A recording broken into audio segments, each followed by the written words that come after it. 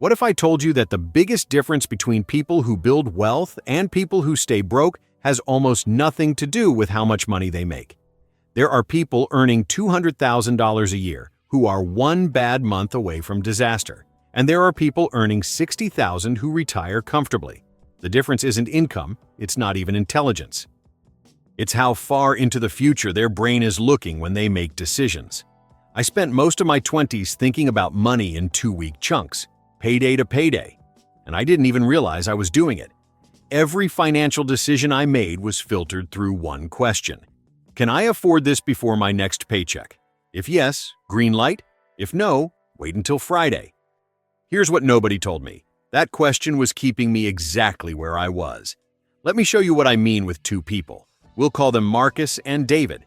They both start their first real jobs at 25, both earning $55,000 a year. Same starting line, same income. But their brains work on completely different timelines. Marcus thinks in paychecks. When he gets a raise, he thinks about what he can finally afford now. A nicer apartment, a better car, upgrading his phone every year. He's not being irresponsible. He's just asking himself what makes sense this month. David thinks in decades. When he gets a raise, his first thought is, what does this money become in 30 years? He's asking a completely different question. Not what can I buy, but what can this build? Same income, different questions, wildly different outcomes. Here's where it gets interesting. In year one, the difference between them is almost invisible. Marcus has the nicer apartment. David's driving a car he's mildly embarrassed by. If you looked at their lives from the outside, Marcus looks like he's winning. But something is happening in the background. David is putting $400 a month into his retirement account. His company matches some of it. He's investing in index funds, which are basically baskets of stocks that spread your money across hundreds of companies so you're not betting everything on one. He doesn't think about this money. It's gone before he sees it. Marcus is putting in just enough to get the company match.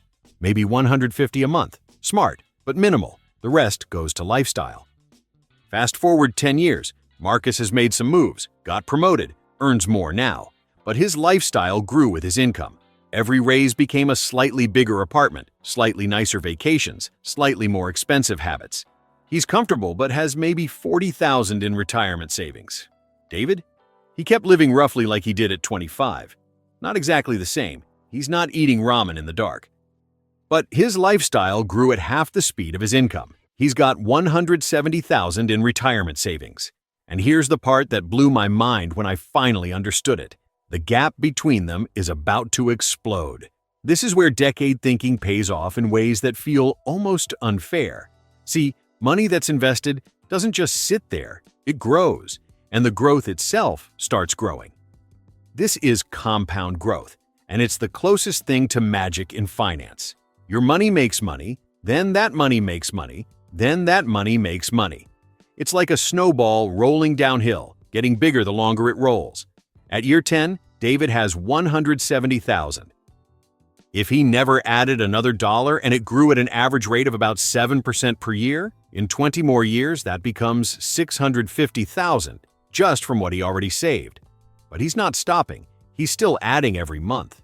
By 65, David has over $1.2 million. Marcus, who made all the same money, has around $350,000.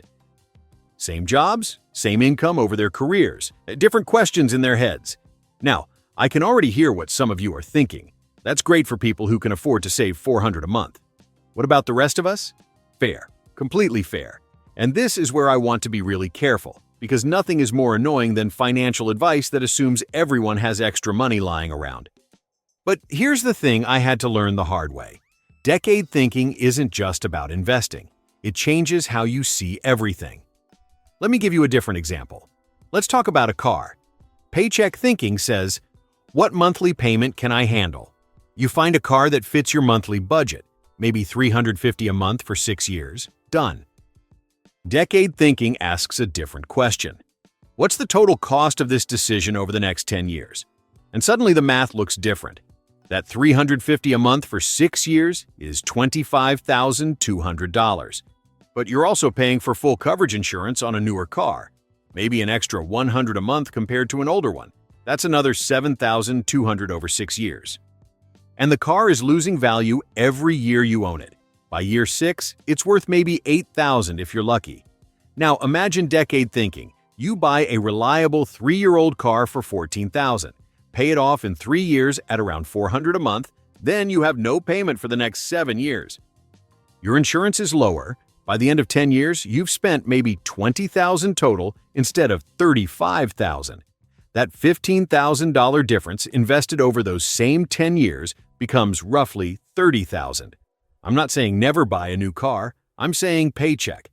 Thinking hides the true cost of decisions. Decade thinking reveals it. Here's another one, housing. Paycheck thinking asks, what rent or mortgage payment can I afford each month? And you find something that fits. Decade thinking asks, where do I want to be in 10 years and what housing decision gets me there? Maybe that means renting a cheaper place for 3 more years while you save for a down payment.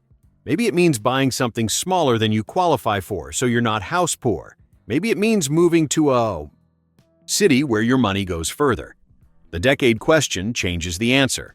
Same with careers. Paycheck thinking takes the job that pays more right now.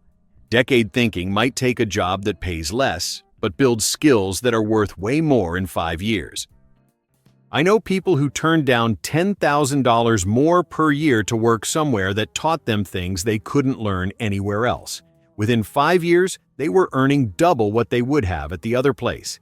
Now here's the uncomfortable part. Decade thinking is harder when you're just trying to survive. When you're behind on bills, your brain physically cannot think about 30 years from now. It's focused on the threat in front of you. This isn't a character flaw, it's how human brains work. Stress shrinks your time horizon. Research actually shows that financial stress makes people focus more on immediate rewards and less on long-term planning. Your brain is trying to protect you. So, what do you do if that's where you are? First, you don't beat yourself up. That helps nothing. Second, you start smaller than you think matters. The goal isn't to suddenly save $400 a month. The goal is to make one decision this week using decade thinking instead of paycheck thinking. Just one. Maybe it's keeping your current phone for another year instead of upgrading. Maybe it's putting $20 into a savings account before you can spend it. Maybe it's having one conversation about your salary, because decade thinking people negotiate more. They know that a $5,000 raise now is worth way more than $5,000 over a career. Third, you build in public. Tell someone what you're doing. Not for accountability in some cheesy way, but because decade thinking is contagious. When you're around people planning for the future, you start planning for the future. When you're around people living paycheck to paycheck, that feels normal too. Here's what shifted for me. I stopped asking, can I afford this? And started asking, what does this decision look like in 10 years? I didn't change the question for every single purchase. I'm not doing decade math on a burrito. But for the big stuff, housing, transportation, career moves, lifestyle creep, that question changed everything. The thing about decade thinking is it doesn't require you to be rich. It doesn't require you to earn more. It requires you to zoom out, to see decisions not as isolated moments, but as threads that weave into your future. The rich aren't smarter. A lot of them started with advantages, let's be honest. But the ones who build wealth over time, especially the ones who didn't start with much, they figured out this mental shift. They started asking longer questions. So here's your homework. Pick one financial decision you're facing right now. Could be big, could be small, and before you make it, ask yourself, what does this look like in 10 years?